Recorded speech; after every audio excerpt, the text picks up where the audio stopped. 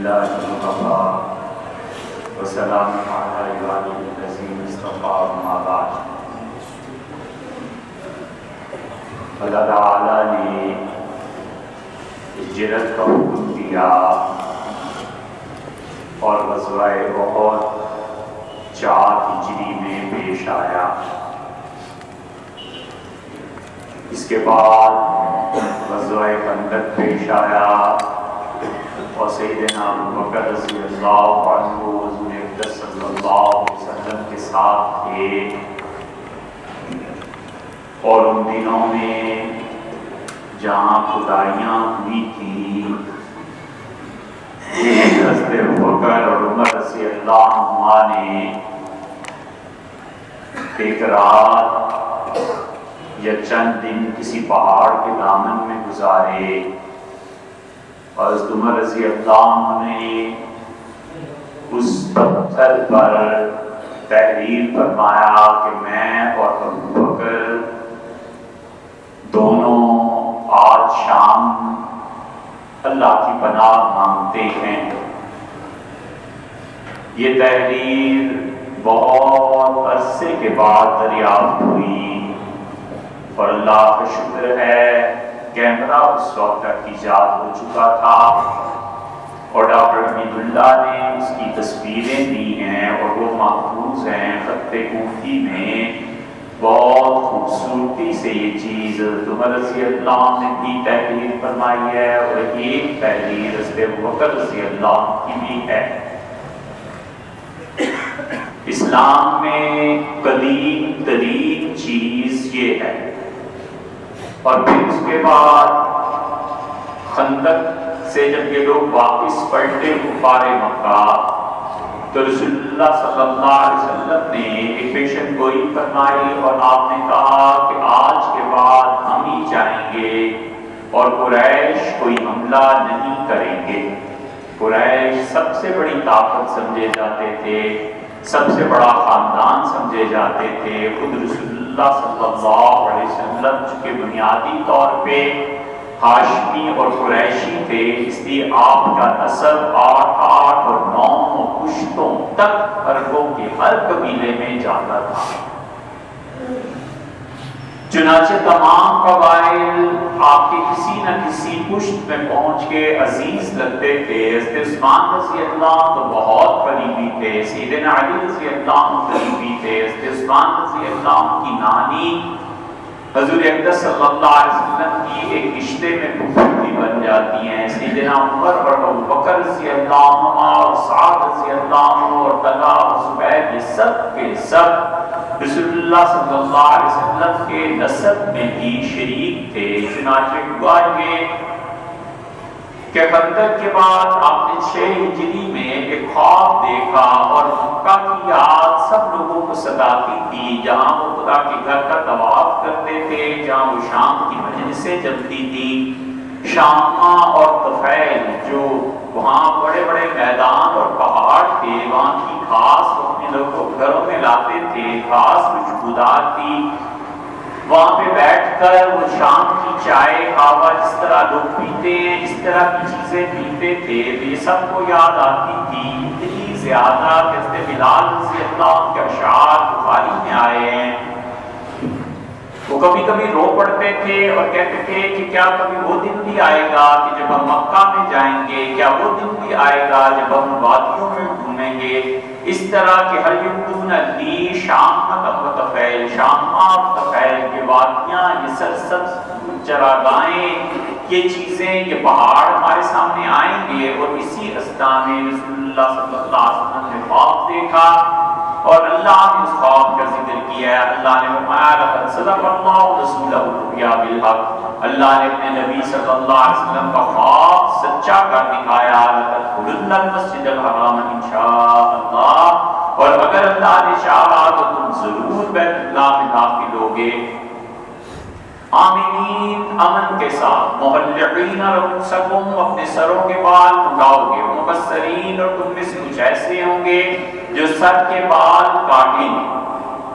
یہ اللہ نے خواب دکھایا اور رسول اللہ صلی اللہ علیہ وسلم نے صحابہ کرام رضی اللہ عنہ سے بیان بھی کیا اور ذی-القعدہ 6 ہجری میں آپ نے تیاری شروع کر دی۔ حضرت بکر رضی اللہ عنہ کا کردار یہاں بھی ہمیں نظر آتا ہے اور ان کے کردار کی صحیح نشاندہی اور عکاسی اس وقت تک ممکن نہیں ہے جب تک کہ حدیبیہ پوری تفصیل کے ساتھ آپ حضرات کے سامنے نہ آئے۔ رسول اللہ صلی اللہ علیہ وسلم چلے اور دیکھتے ہی دیکھتے سارے لوگ جو مکہ مکرمہ سے 6-7 برس سے دور تھے وہ آمٹ کے آئے اور 1400 سے 1500 کے درمیان صحابہ کرام رضی اللہ عنہ جمع ہوئے اور رسول اللہ صلی اللہ علیہ وسلم نے اپنی اونٹنیاں بھی چلائیں اور خود بھی سوار ہوئے اور قصبہ نامی اونٹنی پر بیٹھے۔ قصبہ رسول اللہ صلی اللہ علیہ وسلم کی اونٹنی تھی،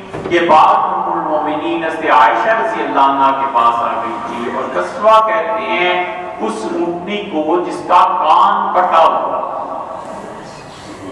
یا تو واقعی اس کا کان کٹا ہوا تھا یا یہ اس کا نام قصبہ تھا۔ بہرحال قصبہ میں رسول اللہ صلی اللہ علیہ وسلم سوار ہوئے اور صحابہ کرام رضی اللہ عنہ کی پوری جماعت آپ کے ساتھ تھی اور آپ پہنچے ہیں جب ذوالحلیفہ پہ تو آپ نے عربوں کے قدیم رسم کے مطابق اپنی اپنی اونٹنیوں کو اونٹوں کو سب نے ان کے کوہان پہ چرکا لگایا اور جو ذرا سا خون نکلا اور بہہ پڑا اس خون سے اونٹوں اونٹنیوں کے کوہانوں کو تر کر دیا گیا۔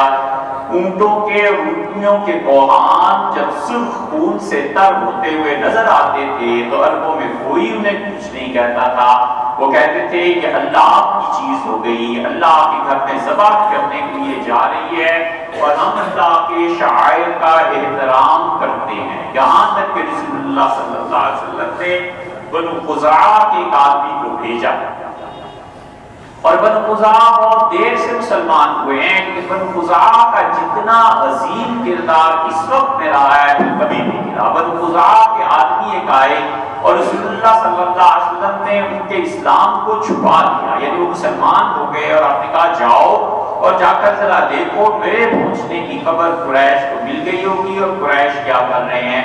وہ آدمی بنو خزاعہ کا تھا، وہ گیا اور پلٹا اور اس نے کہا اللہ کے رسول آپ کے خلاف پورے عرب متحد ہو گئے ہیں، ہر قبیلے ہر گاؤں قریے کوٹ میں پیغام پہنچا ہے کہ محمد صلی اللہ علیہ وسلم چل پڑے ہیں فوج لے کے اور مکہ پہ حملے کا ارادہ کر چکے ہیں، لوگوں آؤ اور مکہ کو بچاؤ، آؤ اور خدا کے گھر کو بچاؤ۔ چنانچہ اتنے قبائل اور اتنے افراد جمع ہو گئے ہیں کہ انسانوں کا ایک سیلاب آ رہا ہے اور آپ اس کا مقابلہ نہیں کر سکتے۔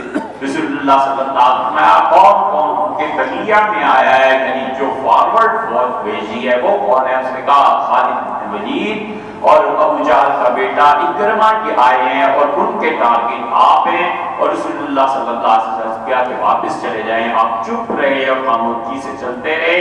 پھر آپ نے پوچھا خالد کہاں تک پہنچا ہے؟ ان کا غمیم تک۔ اور رسول اللہ صلی اللہ علیہ وسلم نے کمال کی بات کی، جیومیٹری میں جیسے ٹرائنگل بنتی ہے آپ نے اس پہ سفر کیا اور خالد رضی اللہ عنہ کے بھی پیچھے جا پہنچے، یعنی اہل مکہ اور خالد بن ولید رضی اللہ عنہ کے درمیان رسول اللہ صلی اللہ علیہ وسلم آ گئے۔ خالد بن ولید نے جب دیکھا گھوڑوں کی گرد اڑ رہی ہے تو بھاگے اور گھوڑا دوڑا کر پہنچے، مسلمانوں دیکھا، اس نے فوراً قریش کو پیغام بھجوایا کہ قریش مکہ گھیر دیا گیا ہے اور جلدی کرو اور میں اور اکرمہ میرے ساتھ ہے اور ہم لوگ لڑائی کے لیے تیار ہیں۔ اہل مکہ قریب اسلحہ لے کے تیار تھے، ادھر مسلمان تیار ہو رہے تھے حملے کے لیے۔ اور ہوا یہ کہ بدیل بن ورقہ خزاعہ کے سردار اٹھے، اس نے بدیل رضی اللہ عنہ کے بعد میں مسلمان ہوئے ہیں، انہوں نے کہا قریش میرے متعلق کیا کہتے ہو؟ انہوں نے کہا آپ کے بڑے احسانات ہیں۔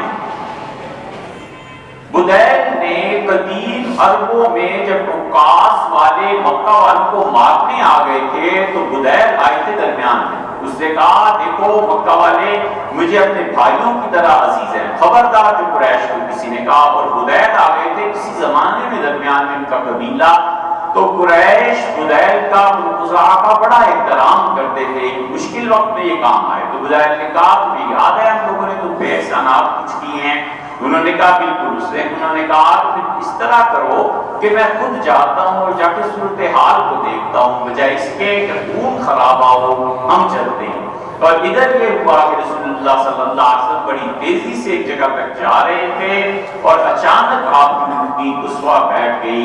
صحابہ کرام رضی اللہ عنہ نے کہا کہ قصوہ بیٹھ گئی اور قصوہ اڑ گئی، اب نہیں اٹھتی۔ رسول اللہ صلی اللہ علیہ وسلم نے فرمایا نہیں، اس کی عادت بھی نہیں ہے میری اٹھنے کی اور ایسی بات بھی کچھ نہیں ہے۔ حابسها كحابس الفیل، اس نے روک دیا ہے جس نے ہاتھی والوں کو مکہ پہنچنے سے روک دیا۔ کہنے کا مقصد یہ تھا کہ اگر مکہ چلے جائیں اتنی شدید خون ریزی ہوگی۔ رسول اللہ صلی اللہ علیہ وسلم حد الوسع جنگ سے بچتے تھے، لیکن جب آ جاتی تھی پیچھے بھی نہیں ہٹتے تھے، اس لیے اعتدال کا معاملہ رہا۔ پھر رسول اللہ صلی اللہ علیہ وسلم نے قصوہ کو ڈانٹا اور وہ اٹھی اور اٹھ کر حدیبیہ کے دوسرے کنارے پر جا بیٹھی۔ حدیبیہ یہاں وہاں ایک ٹیڑھا سا درخت تھا یا گاؤں کا نام تھا یا کنواں تھا، اپنے تاریخ اس بارے میں مختلف ہیں، لیکن وہاں جا بیٹھی اور جا بیٹھی تو وہاں پر آئے ہیں حضرت حذیفہ رضی اللہ عنہ، اور جب وہاں پہ پہنچے ہیں رسول اللہ صلی اللہ علیہ وسلم تو کنویں میں پانی نہیں تھا، پانی ختم کر چکے تھے قریش، سارا انہوں نے گویا نچوڑ لیا تھا، تھوڑا بہت جو تھا اور رسول اللہ صلی اللہ علیہ وسلم کے حصے میں آیا اور آپ وہاں تشریف لے گئے اور رسول اللہ صلی اللہ علیہ وسلم سے عرض کیا گیا کہ پانی نہیں مل رہا، 1400-1500 آدمی پانی کے ایک بوند نہیں۔ نبی کریم صلی اللہ علیہ وسلم جتنا تھوڑا تھوڑا ہے وہ لے آؤ، ایک لگن لوگ لے آئے تھوڑا بہت جمع کر کے، اور اتنا تھا کہ رسول اللہ صلی اللہ علیہ وسلم نے اپنا ہاتھ پھیلایا اس پانی میں رکھ کے اور انگلیاں پوری طرح ڈوبی نہیں۔ اور عبداللہ بن مسعود رضی اللہ عنہ کہتے تھے میرے دیکھتے ہی دیکھتے رسول اللہ صلی اللہ علیہ وسلم کی انگلیوں سے پانی کے فوارے چھوٹ پڑے اور وہ پوری دیگ لگن جو چیز تھی بھر گیا بڑا برتن اور بہنے لگا، اور صحابہ کرام رضی اللہ عنہ اس پانی کو محفوظ کرنے لگے جانوروں کے لیے، پینے کے لیے، طہارت کے لیے۔ اور ابن مسعود کہتے تھے میں نے بہت زیادہ اس پانی کو پیا، میں نے کہا میں کہاں محفوظ کرنے کے لیے برتن لینے جاؤں، آج تو جتنا پانی پیوں رسول اللہ صلی اللہ علیہ وسلم کی انگلیوں سے، بس یہی زندگی کی ایک چیز ہے۔ 1400 آدمی رسول اللہ صلی اللہ علیہ وسلم کی اس معجزے کو دیکھ رہے تھے۔ پھر تو 4 دن بعد پھر یہ کیفیت پیش آئی تو آپ نے اپنا ایک تیر دیا اور جہاں اٹھنی بیٹھی تھی جس کنویں پہ آپ نے کہا اس پہ تیر کو مارو اوپر سے۔ تیر جب وہ تہ تک پہنچا ہے تو آپ نے دھکا بھی اس میں، اور پھر وہ اٹھا ہے پانی اس کنویں سے اتنی تیزی سے کہ کنواں لبوں تک بھر گیا، اور صحابہ کرام رضی اللہ عنہ نے اس پانی کو استعمال کیا۔ اور آپ کو اطلاع ملی کہ بدیل آ رہے ہیں، رسول اللہ صلی اللہ علیہ وسلم نے فرمایا جلدی کرو، یہ ہے سیاست۔ آپ نے فرمایا بدیل اس راستے سے آ رہا ہے، یہاں پہنچنے کے تو بہت سے راستے ہیں، پتہ چلا فلاں راستے۔ آپ نے فرمایا یہ سارے اونٹ کھڑے کرو، سب سے پہلے بدیل کی نظر اونٹوں پہ پڑنی چاہیے، وہ اس وقت تک مشرک تھے۔ بدیل نے جب اونٹوں کو دیکھا اور آپ نے فرمایا صحابہ رضی اللہ عنہ سے تم میں جو وہاں کھڑے ہیں، جب بدیل نظر آئے تو اونچی اونچی آواز سے پڑھنا لبیک اللہم لبیک، اور آپ نے کہا میں جانتا ہوں کہ خزاعہ قبیلے کی سرشت میں یہ بات داخل ہے کہ اللہ کی چیزوں کا بڑا ہی احترام کرتے ہیں۔ بدیل نے جب اونٹ دیکھے اور خون میں رنگے ہوئے اور وہ لبیک کی بات سنی تو انہوں نے کہا اللہ کی قسم یہ سب تو عمرے کے لیے آئے ہیں، قریش کو کیا پڑی ہوئی ہے جنگ کی۔ رسول اللہ صلی اللہ علیہ وسلم کا یہ طریقہ پوری طرح کامیاب ہے۔ بدیل آئے اور کچھ کہے بغیر رسول اللہ صلی اللہ علیہ وسلم کو دیکھا اور بیٹھ گئے اور کہا میں سمجھ گیا ہوں آپ لوگ عمرے کے لیے آئے ہیں اور قریش آپ سے جنگ کرنا چاہتے ہیں، میں جاتا ہوں واپس اور جا کے قریش کو سمجھاتا ہوں میں نے آپ کے اونٹ دیکھ لیے، آپ کا تلبیہ پڑھ سن لیا، میں بالکل مطمئن ہوں۔ رسول اللہ صلی اللہ علیہ وسلم نے چھوٹی سی بات لیکن فیصلہ کر دیا۔ آپ نے کہا بدیل ہم عمرے کے لیے آئے ہیں، عمرہ کر کے واپس چلے جائیں گے، ہم نے اپنی تلواروں کو نیاموں میں رکھا ہوا ہے، کوئی تلوار نہیں نظر آئے۔ اور دوسری بات میں بتاؤں بدیل وہ یہ ہے کہ انہیں جا کر بتاؤ کہ قریش میرے درمیان سے اور باقی عربوں کے قبائل جتنے ہیں ان کے درمیان سے ہٹ جائیں، نہ میری مخالفت کریں، نہ لڑیں، ایک مدت کے لیے مجھ سے صلح کر لیں اس مدت کے بعد پھر ہم آمنے سامنے بیٹھیں گے. اگر یہ دین غالب آ گیا اس میں آ جائے, نہیں غالب آیا جو اللہ چاہے گا وہ ہو جائے گا, جو مرنا مارنا ہے پھر ہو جائے گا, جو کچھ بھی ہوگا. لیکن قریش کو کہو میرے اور عربوں کے درمیان سے ہٹ جائیں, یہ قبیلہ نہ میرا مقابلہ کرے. تیسری بات رسول اللہ صلی اللہ علیہ وسلم نے فرمایا اگر ہم عمرہ بھی نہیں کریں گے اور یہ مدت بھی طے نہیں ہوگی تو پھر خدا کی قسم میں لڑوں گا, میری گردن اتر جائے میں یہاں سے نہیں لڑوں گا, کچھ ہو جائے پھر ان کو بتاؤ کہ ہم بھی ہیں اور تم بھی. بدیل سہن گئے اور جا کر بدیل نے کہا, قریش مکہ بڑے بڑے سردار بیٹھے ہوئے تھے اور قریش مکہ چپ ہو گئے, چپ لگ گئی اور کھڑے ہوئے عروہ بن مسعود, اور عروہ بن مسعود کے بھی بڑے احسانات تھے. انہوں نے کہا کہ کیا میں تمہاری والد تمہاری اولاد کی طرح نہیں ہوں. مختلف الفاظ آئے ہیں, صحیح بخاری کے الفاظ یہ ہیں کہ انہوں نے کہا کیا میں تمہاری اولاد کی طرح نہیں ہوں اے عرب کے مشائخ, کیا تم ہمارے بیٹے ہو. اس نے کہا کہ اور کیا تم میرے والدین کی طرح نہیں ہو, میں تمہارے یہاں آیا ہوں, مکہ میں قبیلے نے بنا. ان کا بالکل ٹھیک ہے, تو کہا مجھ پہ کوئی الزام کا کوئی الزام نہیں. اس نے کہا بدیل نے جو پیغام پہنچایا ہے نہ جلدی کرو لڑائی میں جاتا ہوں اور جا کر رسول اللہ صلی اللہ علیہ وسلم سے بات کرتا ہوں. بھلی بات ہے اس شخص نے پیغام بھیجا ہے, مذاکرات کرتے ہیں, دیکھتے ہیں پھر کیا ہو.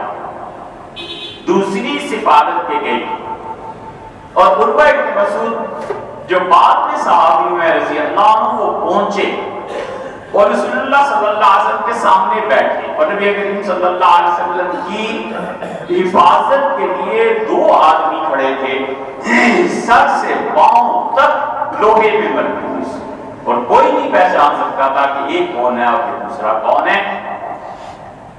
اور اس نے رسول اللہ صلی اللہ علیہ وسلم سے عروہ نے بات شروع کی اور اس سے کہا میں آپ سے ایک بات شروع میں کہا, آپ فوج لے کے آئے ہیں, آپ لڑیں گے. دنیا کی تاریخ میں کبھی ایسے ہوا کہ ایک آدمی اپنی چچاؤں تایوں کو مار دے, اپنے خاندان اور اپنے قبیلے کو مار دے اور پھر فخر کرے. اب کیا کر لیں گے, قریش کو مار دیں گے, پھر اس کے بعد کیا عزت رہے گی. صلی اللہ صلی اللہ علیہ وسلم خاموشی سے سنتے ہیں, لڑائی کی تو آپ نے بات نہیں کی تھی. اس نے کہا میری بات سنیں آپ اور کسی طرح صلح کر لیں, آپ واپس جائیں. اور اللہ کی قسم قریش طے کر چکے ہیں کہ اس سال آپ حرم میں داخل نہیں. صلی اللہ صلی اللہ علیہ وسلم سنتے اور اس نے بھی جملہ کہا, اس نے کہا یہ اگر جنگ چھڑی نا تو یہ جو بھانت بھانت کے اور قبیلے قبیلے کے اور ان کے اوباش گالی دی صحابہ کرام رضی اللہ. اس نے کہا یہ جو اوباش آوارہ لڑکے یہ جو تم نے جمع کیے ہوئے ہیں نا, جنگ کا پانسا پلٹا ایک آدمی تمہارے ساتھ کھڑا نہیں نظر آئے. اوہ یہ جملہ اس نے کہہ دیا, اور ایک آدمی جو رسول اللہ صلی اللہ علیہ وسلم کے لیے دو آدمی تھے, اس نے کہا اے عروہ تو کیا کہہ رہا ہے, تو ہماری محبت رسول اللہ صلی اللہ علیہ وسلم سے اس کے متعلق کہتے ہیں, امسس بغل لات, جا اور لات جو دیوی ہے اس کی پیشاب کی جگہ کو چوس. یہ ہندو اور عرب یہ دونوں انسانوں کے اعضاء کو چوستے تھے, اسی عبادت سمجھتے تھے. یہ اس آدمی کا اس کا امسس بغل, جا اور ایسے کر. تو کہتا ہے ہم چھوڑ جائیں گے, خدا کی قسم تو دیکھے گا اگر جنگ.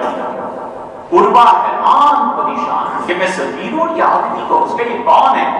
حضور صلی اللہ علیہ وسلم ہنس پڑے اور فرمایا یہ ابو بکر رضی اللہ عنہ کو غیرت آئی, اور صحابہ کرام رضی اللہ عنہ جس نے گالی دی تھی اس کا جواب بھی انہوں نے ویسے ہی ٹکا کے دیا, اور اس نے کہا ابو بکر اگر تمہارے احسانات نہ ہوتے مجھ پہ تو میں دیکھتا مجھے گالی دینے والا ماں نے کون جنا. چپ ہو گئے, حضور صلی اللہ علیہ وسلم خاموش. اور پھر عروہ کا غصہ ٹھنڈا ہوا اور اس نے رسول اللہ صلی اللہ علیہ وسلم کی داڑھی کو ہاتھ لگانا شروع کیا, جیسے ہوتا ہے کہ مان جائیں, چلے جائیں, نہ کریں, نہ عمرے پہ اصرار فرمائیں, چلے جائیں.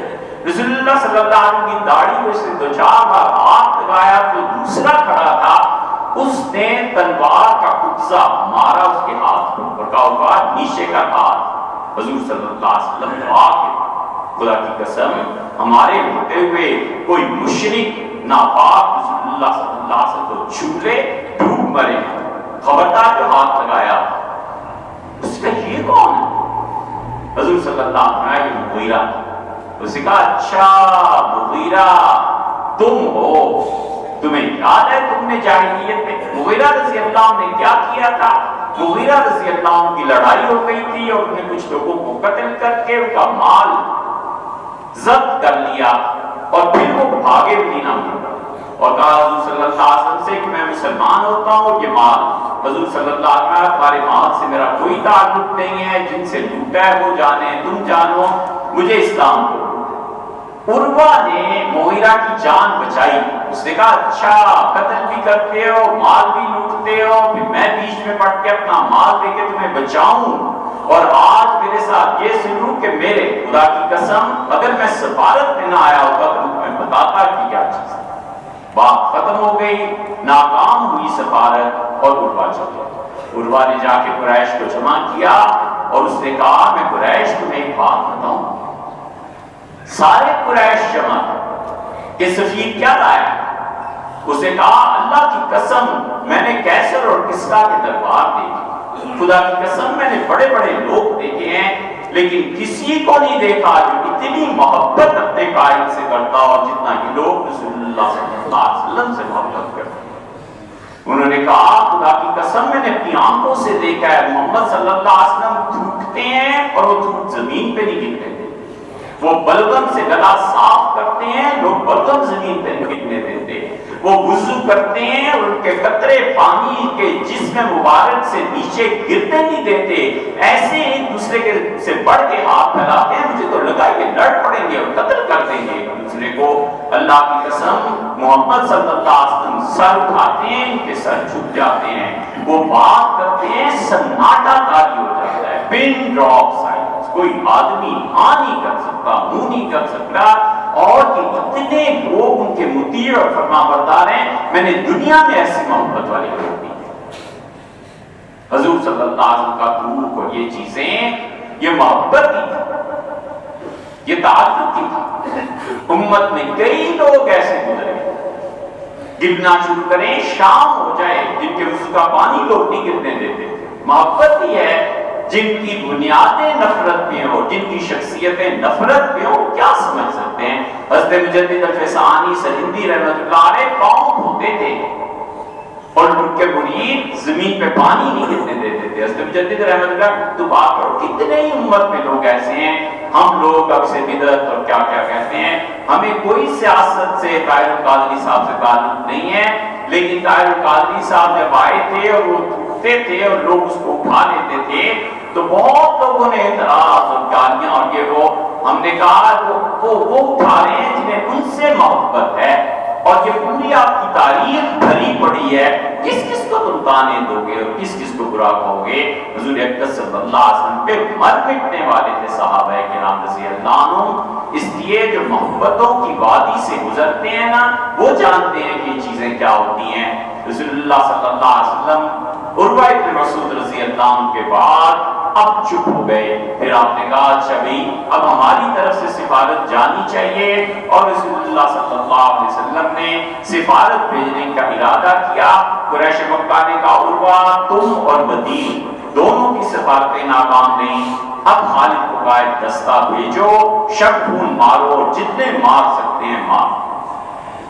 دستہ پہنچا، حملہ ہوا اور رسول اللہ صلی اللہ علیہ وسلم نے سب کو قید کر لیا.